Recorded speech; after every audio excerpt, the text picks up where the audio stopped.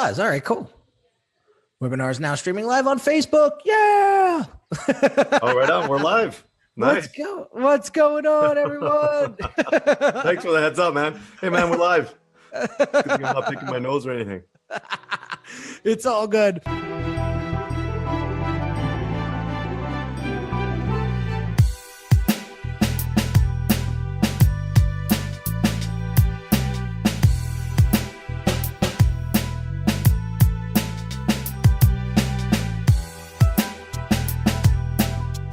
So what's going on, everyone? Happy Monday. Real quick, we started to use Zoom as our video platform for these live streams. And man, when I tell you, it's like night and day when it comes to like the video quality and the simplicity of just the functionality of it all. So it's awesome. So anyway, today we're talking about the importance of super teams. And for those of you guys that are just joining, I want to say what's up to Lloyd Doggin, Nikki Iosa Gencarelli. What's going on? It's my cousin. Lori. Nice. Right on. You got the family online. Yeah. Lori Godley Libin. Welcome to the show. Julio Estacio. What's going on? So real quick, Pradeep, let the audience know what we're doing on a weekly basis with these shows. Yeah, cool. So we're basically, this started off a few weeks ago where Henry and I were sitting down having a conversation. I'm actually a client of Henry's, and we talked about the similarities or the cohesiveness of what he does and what I do. So I help businesses create superfans internally in terms of the internal workings of a business. And Henry helps businesses do that from a branding perspective. So we said, hey, you know what? There's a lot of, synergies here. If we come together and we create this show, I think we can provide a lot of value for people and help people that really don't, not necessarily know what they're doing, but help them step up their game a little bit. So that's what we're doing here. And I think today's topic is really about super teams. Exactly. So let's talk, and this is your expertise. This is your wheelhouse. So, I have a pretty decent team. My team is 16 people in 4 different continents, 3 different time zones. So it's a little bit of a juggle, if you will. I bet. Bet. I can only imagine. I've been able to sort of master it and I'm constantly refining, but talk to me about the importance of super teams and it's not just one person that can scale a business. Right? Oh no. And so for the business owners out there, if you really want to be a business owner versus a business operator, there's a big difference, right? And we both know that. If you're a business operator, you're pretty much a self-employed. And to be a true business owner, you need to have a team and essentially multiply yourself. And if you are a business owner that has pride in what you do, you want to have A players obviously on your team that represent you and your brand. So that is the ultimate importance. Is if you want to grow as a business, you need to bring on A players and create a team atmosphere. And Henry, you were just talking about it. You have people on 4 different continents. Not exactly easy to juggle that. It's interesting. It's you figure it out because you finesse it. You finesse out the timing and the time zones, and you start to realize what works and what doesn't work. And when you make those quick, tweaks and those quick transitions, things get to working a lot quicker and a lot easier. But here's the deal. One of the things back in 2014 that I realized when I hired Russell Brunson to consult with me to grow my practice, one of the things that he said to me was, dude, you're doing everything inside of your business. Like there's no wonder why there's all this bottleneck. And he said, eventually what you're going to have to do if you want to get past this glass ceiling of, I forget what I was making at the time. It was nothing, maybe 15 grand a month. He was like, you have to replace yourself. You have to figure out how you can put a project manager in place, how you can build out a team of designers and really scale this puppy, because you got the talent, you just got to figure out you're your worst enemy right now. Mm-hmm. And man, I struggled with it because here's the deal. I didn't know how to build the team. I didn't know what to tell someone who I hired what to do. There was no processes. There was no systems. Yeah, I had built up enough scratch to hire my first assistant, but I didn't know what the hell to do with them. So I took $5,000 and I hired another person who was specialized in processes and systems. And he actually had a design business himself. He was in the car wrapping business. Oh, cool. And it was a design firm, really. Mm-hmm. And he had a very similar structure as to what I was looking for to build inside of Unique Designz. And so I hired him. He spent about 4 or 5 weeks with me. It was a series of calls, and he helped me build out this process on how to build a team out. Well, I think you just nailed it. Go ahead. As most business owners, it's, you have a unique skill, man. You got it down packed when it comes to branding. Now, building a team, that's a completely different skill set. And you've learned that now through time. But that's one of the biggest challenges that business owners face, is building that team. And that literally is the biggest competitive advantage that a business has. Most businesses talk about, or corporations talk about, technology, they talk about other components, but the biggest competitive advantage that you have is your team. That's it. Because no one else can, if you have a lineup of A players that work cohesively as a team, there's no one that can compete with that. Now let's think about it. People talk about innovation. Well, who's doing the innovation at the end of the day? It's people. It's not a machine sitting there that's coming up with all these innovative ideas. It's people. So it all comes down to your culture and your super teams. Right. And so many people get this wrong because, and we talked about this when I had my lead project manager on the podcast a couple of weeks ago. And it was funny. She got 2 clients out of that podcast episode. They watched it and they were like, I watched Henry. We were listening to his podcast. We were talking about boom. And then boom, she got 2 clients out of it. So that's the power of podcasting, guys. If you haven't gotten into podcasting and producing content on a regular basis, that's how you pick up business. So anyway, Julio Estacio says real quick, I have to get back to it. Can I access the recording of this later?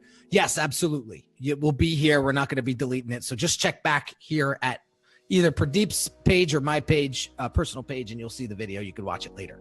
So building teams. So what happened was people were afraid to release the control. And that's what held them back, number one. Then number two, if you go overseas to build out your team virtually, I've seen something that I'm going to bring to light, which may not be fun, but it needs to be told. These people work extremely hard, okay? And when you treat them as ninth world citizens, right? Because they're a virtual assistant. That speaks a lot about who you really are. Oh, exactly. I think there's a lot of, I don't want to say ignorance, but just a lot of miseducation. Let's put it that way. And so one of the things that I've heard in the past in passing was, oh, I hired a virtual assistant and they were awful. The language barrier was bad. It was just an awful experience. I'll never do that again. So I just went back to being the one-man band that I am, because if I want it right, if I want it done right the first time, I might as well just do it myself. Yeah. And that is the worst attitude to have ever. Right. And you know what? And I'm going to jump in here, Henry, because this is something I'm so passionate about. You'll see the passion coming out here when it comes to super teams and people and what it takes to build an organization. Is my parents were immigrants and they came over here in the early 70s. And I know how hard they worked in order to, and that time they weren't self-employed, they were working for someone else. And the amount of loyalty and love, blood, sweat, and tears literally that they put in helping this other family grow their business was incredible. And that's something you cannot replace, regardless of what skill it is, loyalty, trust. Those are two big things that, and work ethic, let's put that in there too. That's something that you absolutely need. And that's when we talk about virtual assistants or having someone help from overseas, that's a huge benefit. They're wanting to put in 1,000%. Because it means putting the food on the table for their families. Now, let's not get it twisted. I don't want to just talk about building a super team virtually, because we may have some people that are watching or listening that have brick and mortars, that have businesses that, that have four walls, right? And so let's talk about the culture of super teams and how important that is, and what kind of culture nurtures a successful business. Well, I got a good story for you. So before I went and started my own business, I actually worked for an organization that asked me to become a part of their team because they were looking to grow, they were looking to expand, and they came out of a really bad strike. It was one of the worst union strikes in Canada that literally almost closed the doors of this business. Now, it was a pretty large organization, and then a number of years later, it became one of the fastest growing in its industry within Canada. So there's a huge shift. And what was one of the biggest factors, or probably the biggest factor, was having a super team. It was the culture. The culture, when it went into the strike environment, was that of entitlement. There was no communication between management and staff. There was just a total, I'm going to say, ignorance from this perspective in terms of how to run an organization. The appreciation wasn't there for the team itself, and the appreciation wasn't there for it from a management perspective. So how do you literally end up taking an organization that is about to close its doors and take it to an organization that is growing and doing astronomically well? It's literally getting rid of dead weight. It's hiring A players. It's changing basically the expectations of the organization. And this is a big one for most business owners, because I think this is one of the struggles that everybody faces because we're human beings. And when we sit here and we know something's not right in our organization, or someone on our team is not doing something right, there's a way to approach it, but you have to approach it, because if you don't, it's a cancer situation for everybody. Yeah, it's a cancer. And so I just want to encourage those that are watching live, if you have any questions or comments, drop them in the comments, and we will address those questions, because we want to have, the reason for these lives, guys, is to bring you into the conversation. Pradeep and I love shooting the shit with each other all day, but we do these lives because we want to interact with you guys. So if there's questions or comments that you have, drop them in the comments. Let's bring you into this conversation, because there's a lot of people saying, like Wanda Ramos is saying, I need to get a super team. And Wanda's one of my clients, and I've watched her grow so exponentially over the past year, right? She's got this new facility now. Like, it's crazy. Like, she's just outgrown herself. So she needs that support. She needs to start to build that infrastructure around her, because it will directly affect quality of service. And then quality of service will directly affect your sales and revenue. And if you don't have that, you don't have a business.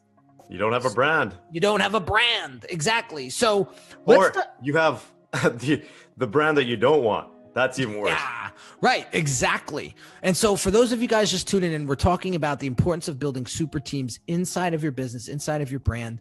And your branding is not necessarily everything that's on the external. Your brand is also very internal. And one of the things, as I began working with Pradeep, building out his brand for him, I've gotten to know his business quite well.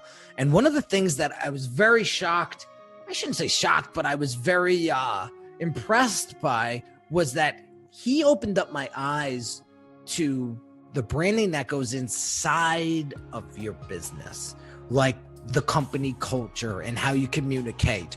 And I was just having a recent conversation with someone, and they were saying how, and they own and operate a business that has about 25 employees. So it's a pretty decent sized business, right? And she was saying to me, every time there's some sort of, issue or some sort of conflict or issue inside of the business, like she closes up and she breaks down and she gets all tight and she doesn't communicate the frustration. And I said, and listen up, guys, I said, why does that happen? And she was like a deer in headlights. She couldn't quite answer that question. And so I said, that's the root that we got to pull out and address, because that's going to follow you everywhere. Absolutely. So it may not be your team. It may be you. Oh, I'm so glad you brought that up. And man, when I go in and I help business owners with certain things, it comes in, first of all, as, okay, we got a challenge with our process, we got a challenge with our strategy, or it's a client experience. And then it comes down to really it's a management challenge. It's a challenge because the leader or the manager isn't holding themselves up to a certain standard. Right. And there's no fault it's not anyone's fault. It's just, it takes a certain personality type. It takes skills to learn how to manage and lead people. It does. And I'm so surprised how many folks out there miss this skill, or just don't have it, or it's a skill that must be learned. It's a learned skill versus something that comes very natural. See, I've worked with teams my entire life. I got my master's degree in administrative science. So I've helped tons of people sort of learn how to communicate together in a team atmosphere to get a end result, to get a problem solved. And one of the things my old professor, God rest his soul, he was one of the best professors I ever had in my entire life, Ron Kaminski, he said to me, how you treat your team will directly impact the success of your business. Hands down. And he ran, Ron Kaminski was awesome. He ran the Bergen County Police Academy. He was like the head-notch dude back in the day. And he was the guy that ran the police academy. You're not talking about the movie Police Academy. Do you remember No. Those are like one of my best favorite. Dude, that was a great Police Academy 5 was my favorite. Yeah, that was awesome. So anyway, we digress. But so he's talking about how the way you treat your team members and how that directly affects, your business and your revenues and all that stuff. And that's one of the things that I've come to realize when I'm working with my team. There's 16 of us. We work on, 5 and 6 figure projects, right? And listen, it's bound to go happen. These projects are large. So like, it's bound to happen where something might fall through the crack, or we need to tighten something up, or something got sent without being, listen, we're putting out fires left and right, but that means you're growing. That means you're a thriving business, right? Mm-hmm. Very often I may be sidetracked by Dante or my wife, or something's got my attention and something else captures my attention. And I realize that it needs to be addressed immediately. Now, when I go to respond to that, there's emotion. There's, we got to put this out. This is urgent. And that's everyone's initial reaction. And what I want you to do is just, when that happens, call a timeout. call a timeout, because the way you communicate with your team or your client at that moment may or may not be healthy. So you want to call a timeout. You want to say, all right, guys, or say to yourself, on a scale from 1 to 10, what's the urgency here? And like count to 5. Just count to 5. I used to have the 90-minute rule where I used to, don't respond to this email for 90 minutes. Don't do it, Pradeep. Don't do it. That's phenomenal. I love that. I mean, that's another task. That's another way to sort of calm down and address the situation as it is. We had a very minor issue on Friday morning, small little blip on the radar, but I got anxious because I was like, I want to get this site live. I want to get it done. And it was just the communication breakdown. Perfect example. And when I went to the team, I was at a 2, whereas when I got the initial information from the client, I was at a 10, right? So when I got to a 2, I was able to articulate my conversation clearer, and I was able to communicate the issue to my team a lot more efficiently than if I came hot-headed with emotion, just yelling at everybody. And Pradeep, I want to bring something up. You had said something the other day. We were on one of the lives, and one of the audience members asked a question, and you said, when you address an issue with a team member, to position yourself as the coach or more of an educative approach versus trying to make an example out of them. And I found that to be very, very helpful, because I was like, if you nurture your team, they become a super team. Yeah. So it really comes down to, just to play off that one, it's a zero blame, a 100% accountability culture. So that's what most business owners don't have and need to implement. When you have a culture where you're not finger pointing, yet everybody is taking 100% responsibility and accountability, watch how things happen. So when something falls through the cracks, it's everybody saying, okay, how do we fix this? Maybe it was my fault. Or instead of pointing fingers and saying, why didn't you do this? Or why did you do it this way? Everybody takes ownership and accountability, and things just happen magically once you have that culture in place. And it becomes more of a, I think really what it comes down to is you want a team that's continuously learning. You want a team that's learning from their mistakes rather than pondering them. So talk about the facts, what went wrong, and then spend 95% of the time on the solution. Whereas most teams focus 95% on the problem and 5% on the solution. Pointing fingers, he said, she said. It's like, the hell with all of that. That's not going to solve the problem. The problem is X. We need a solution for it. So stop with the cat and mouse. Stop with the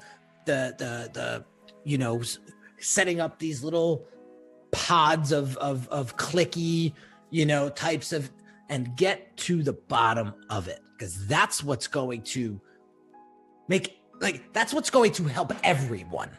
You know what I mean? Absolutely. And so that's the importance of building super teams, guys. And so let's get off of that podium for a second and jump onto another podium. And I'm saying podium. I don't even know why. That's the word. You think of the Olympics. That's why. Yeah, podium. So when you're talking about the culture inside of your brand and building a strong team, somebody asked me the other day, what do you look out for when you're hiring? Or what if I'm a someone who's looking to join a firm or an agency? Like, how do we know it's going to be the right fit for both? And I thought that was a really great question, because some people just grab positions because of the monetary gain. And then they wind up joining that firm or joining that job. And then they wind up realizing that they're the big fish in a small pond. and then there's no room to grow or learn new things, and then you become super bored, right? Yeah.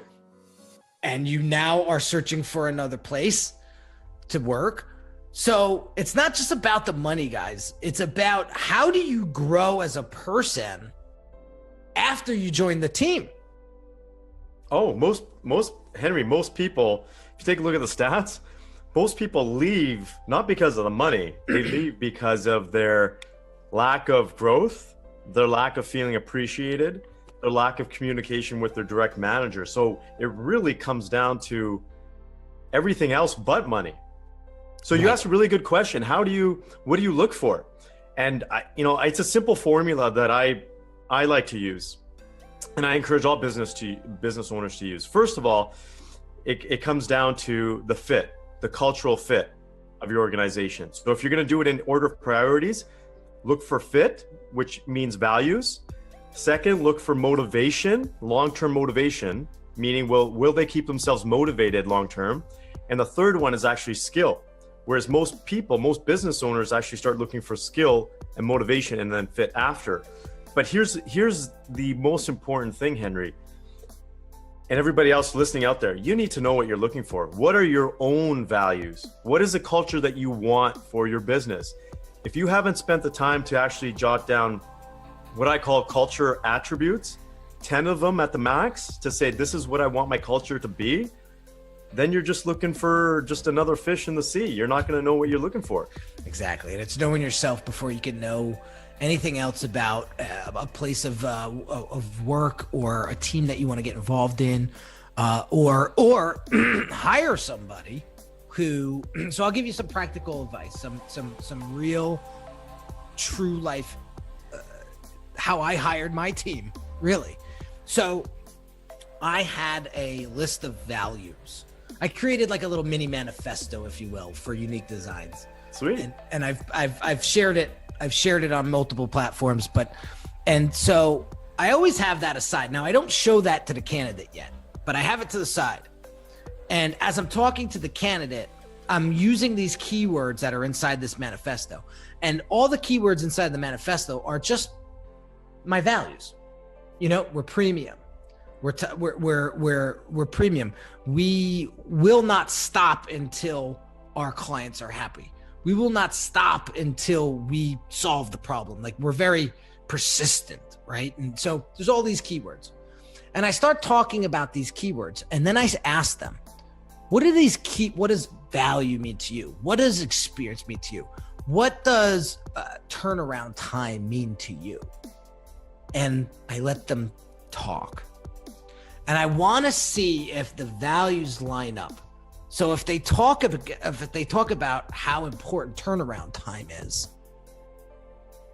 it's a feather in their cap, because I'm a big turnaround time guy. So, it's very, very important that you share those values. Nigel Massey says, again, emotions come into play, whether you're buying, selling, working, or at leisure. That's very true. And so it's managing those emotions, right? That will big time clearly define your success as a brand. And just on that note, I think it's becoming a lot more prevalent now, but it wasn't 10 years ago. It wasn't when I first started managing people, which, it's the big term now is called emotional intelligence, how you manage your emotions. And that literally, when it comes down to leading people and leading a super team, is at least half the battle. You have to figure out how to be emotionally intelligent versus just being intellectually intelligent. So great comment there. Yeah. So again, it's just that match, it's that fit, and it's not a right or wrong. Okay. And that's something that I want to address. Like, there's no right or wrong here. You know what I mean? It's funny. I was watching Pradeep, you got to watch this show on Netflix. It's freaking hysterical. I talked about it in a couple emails already. It's Jerry Seinfeld's Comedians in Cars Getting Coffee. That's funny. My wife thinks it's the most bland, boring show on the planet. And I argue with her tooth and nail, because as an entrepreneur, he's interviewing very, very successful people. And the conversations that they have at the coffee table you got to look at them at like 7 layers deep to really pull. And Sebastian Maniscalco, he's one of the funniest comedians out right now, and he's really built his brand recently. He's a pisser. He's Italian. He's from Chicago. I mean, he's so animated, it's so funny. So they're walking into the coffee shop, and Sebastian says, now he's probably a little older than us, maybe early 40s, right? He says, and the way he says it's so funny, he says, I feel so out of touch because everybody is walking around with selfie sticks and, you know, and like I'm walking down the street, and if you don't have a selfie stick, take photos of yourself, like I feel so out of touch, right? And I laughed, and I'm like, there's nothing wrong with that. Like, I remember the first time I saw a selfie stick in person. I think I was in like Times Square or something, and I saw this guy with a stick with the, and I thought it was the most ludicrous thing on the planet. And I was like heckling him and making fun of him, right?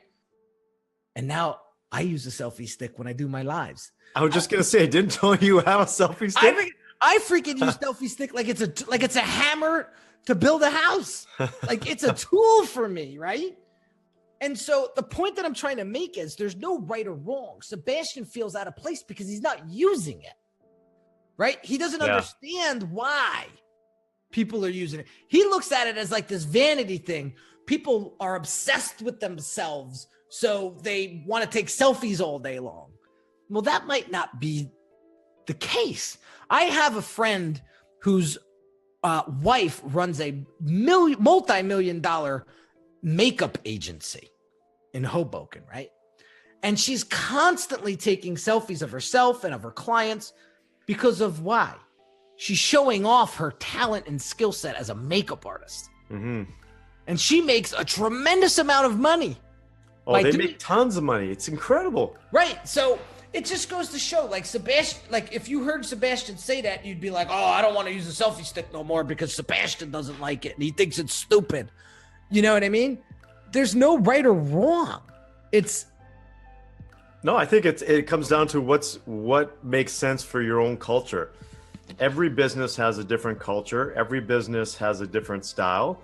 Now, some businesses, I know there's multi-billionaires that have a culture where if you're the last person, or if you're ranked last in terms of sales, you're out. And that's the culture of the organization. If you don't show up to the meeting on time, you're locked out. You're not getting in through the doors. If they're waiting on a plane and the person's 1 minute late, and we're talking about executive level positions, you're not making the flight. You're staying at home.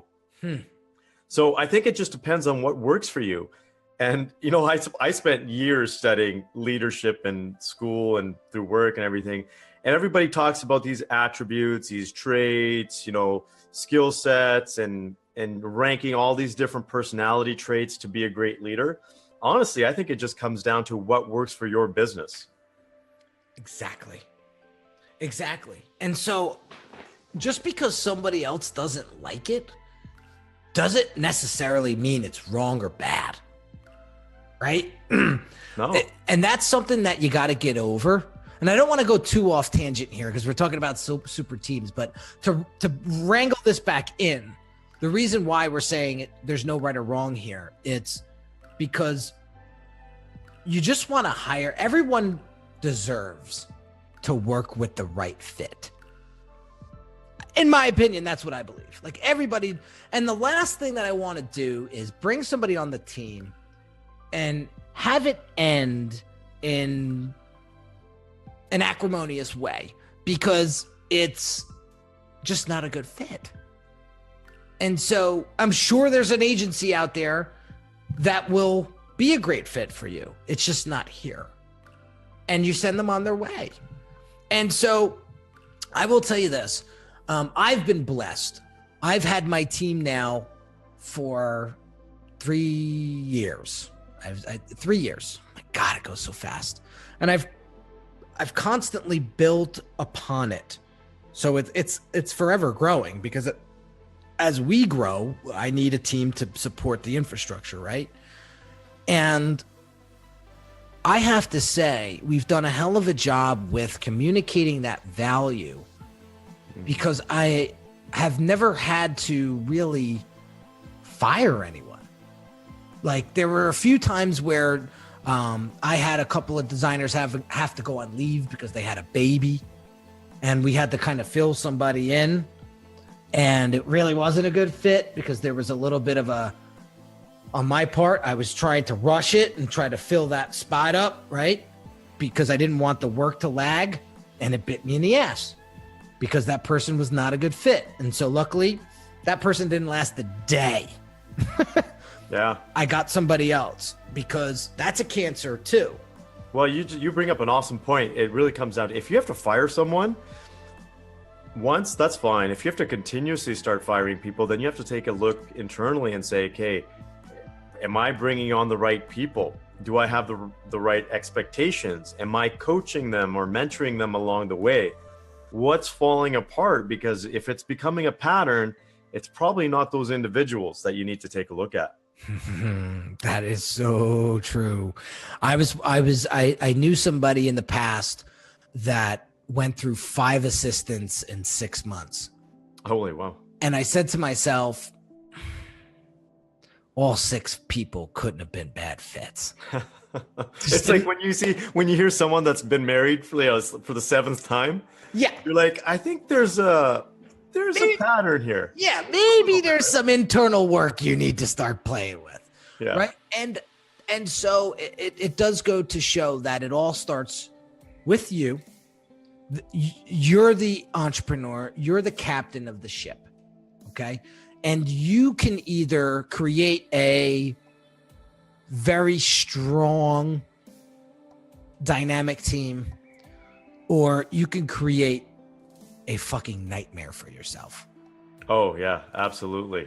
You know, and the first thing is really coming down to, you got to be an A player yourself. So look at yourself.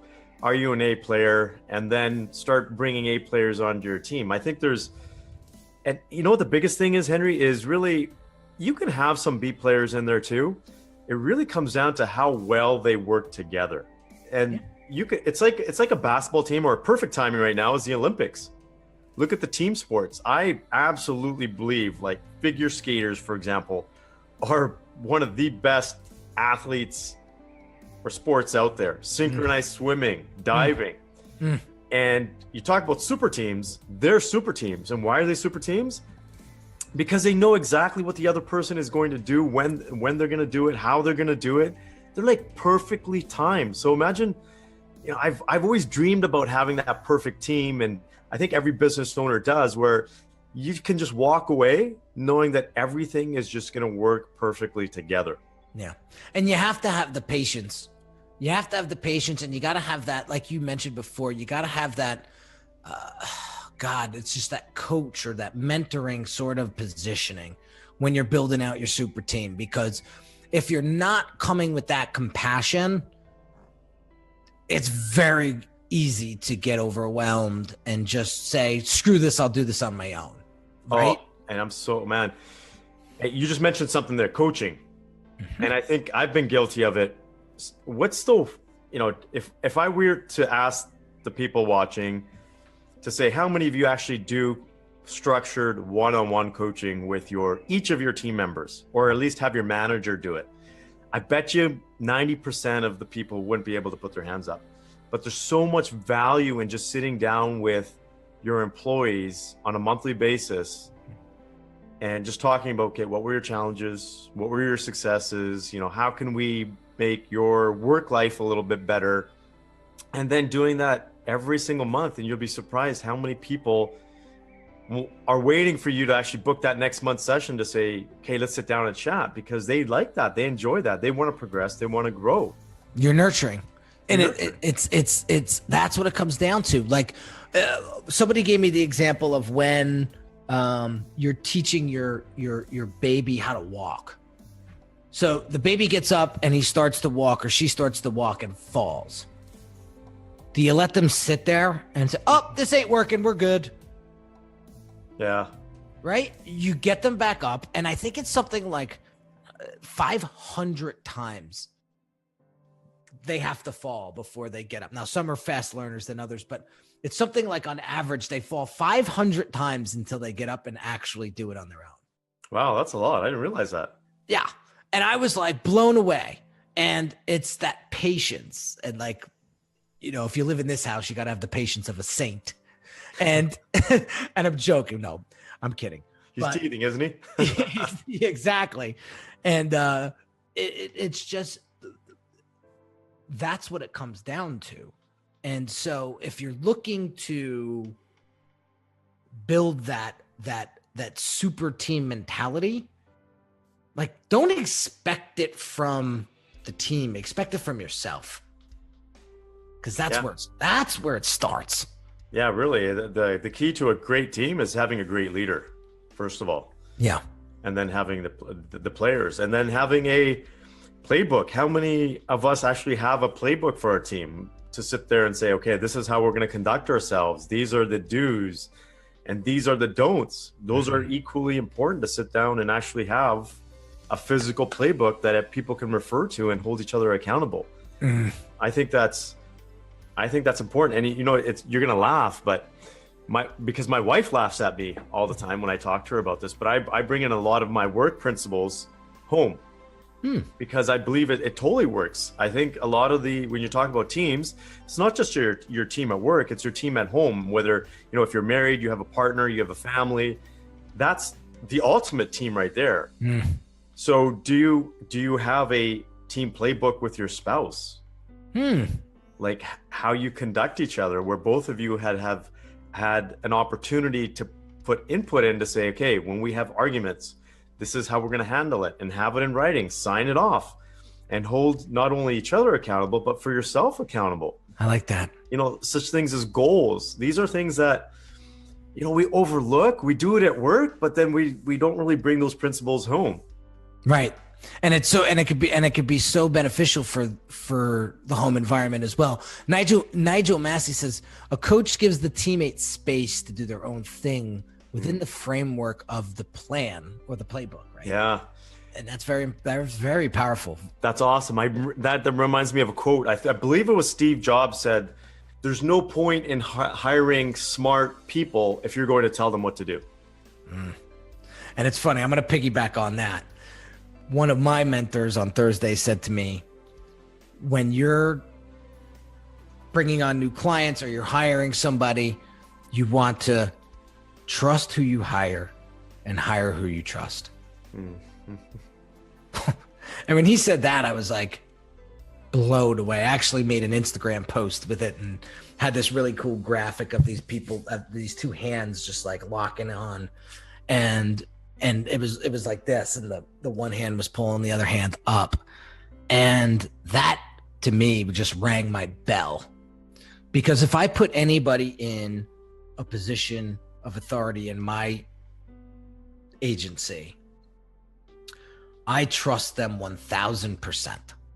I'm not here to micromanage. I believe in them. And when they know that, that's empowering. Yeah, that's huge. That is so huge. So you got to believe in your team in order to live the dream. I mean, oh man, it's just, there's so many points here. I think what's the foundation of any team? It's trust. Yeah. If you don't trust your team, you don't have a team. No. Like you're basically just babysitting people at the end of the day. Exactly. So why wouldn't you? If you're going to hire someone, great point. You might as well trust them. And if you don't trust them, then you might want to get rid of them. Exactly. Because again, if there's one thing that, luckily I haven't seen this inside of my agency, but I've seen cancers be created by one salty individual inside of other businesses that completely destroyed them. Oh yeah, man. I would say get rid of your weakest link. You got to do it fast because it's like a disease. It's a disease.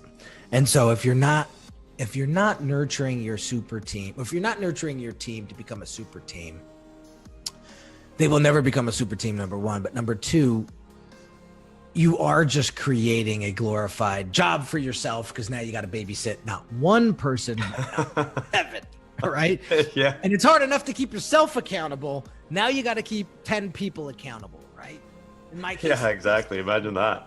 You know, and I just say to myself, I am so blessed to have the team that I have, because it allows me the time to spend with you, creating content to help these folks that are watching and listening, to help them take their businesses and brands to the next level.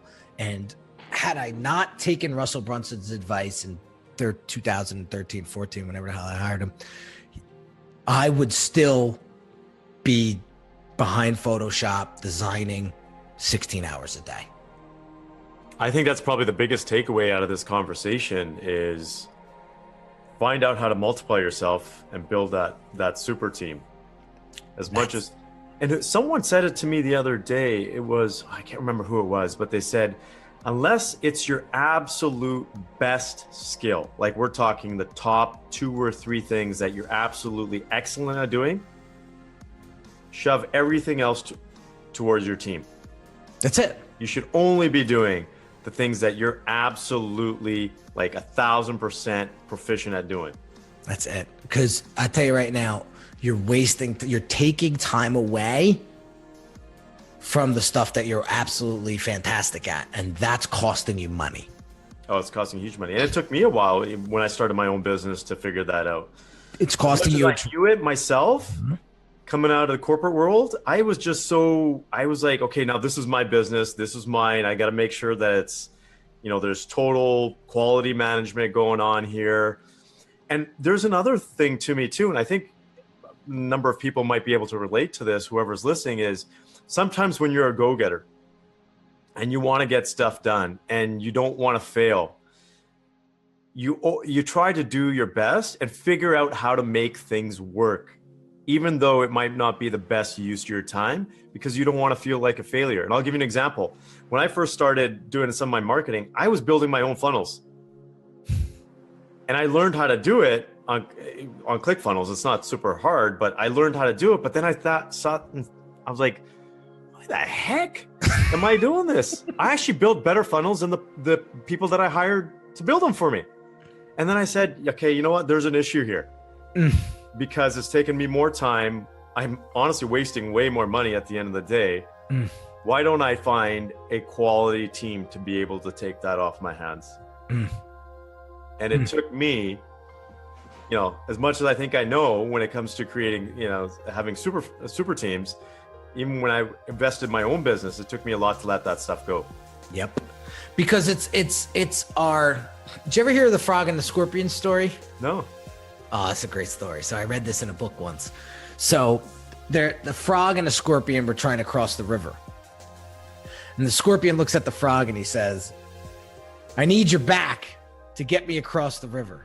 And the frog looked at him and said, why would I do that? You're a scorpion. And the minute you get on my back, you're going to sting me and kill me.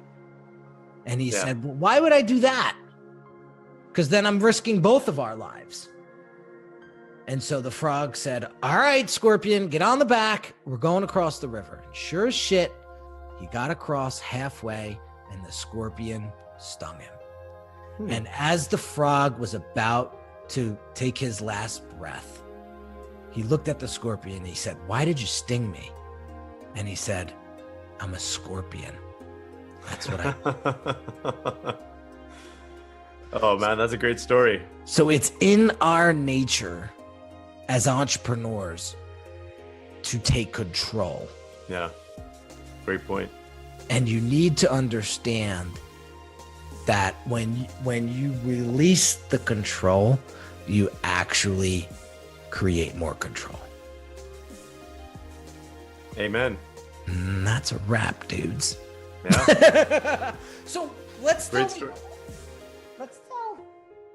the audience what we got cooking, because I think this is episode like what, 4 or 5 now. 4, I think. I can't remember. I think it's at least 3rd, 4th one. Yeah. Yeah. So I want to share with the audience some of the behind the scenes stuff that we're going we want to start doing and what we have cooking. And that's the workshop, the online workshop that we're in the process of finessing. So for those of you guys that are watching, Pradeep and I, or listening, I should say, Pradeep and I are going to do a online workshop. It's not going to be free because we're going to go very, very deep into helping you take your business to the next level. And so we're developing this online workshop. We'll get you more details about it. But if you're interested in this online workshop, in the comments, I just want you to type in, I am interested.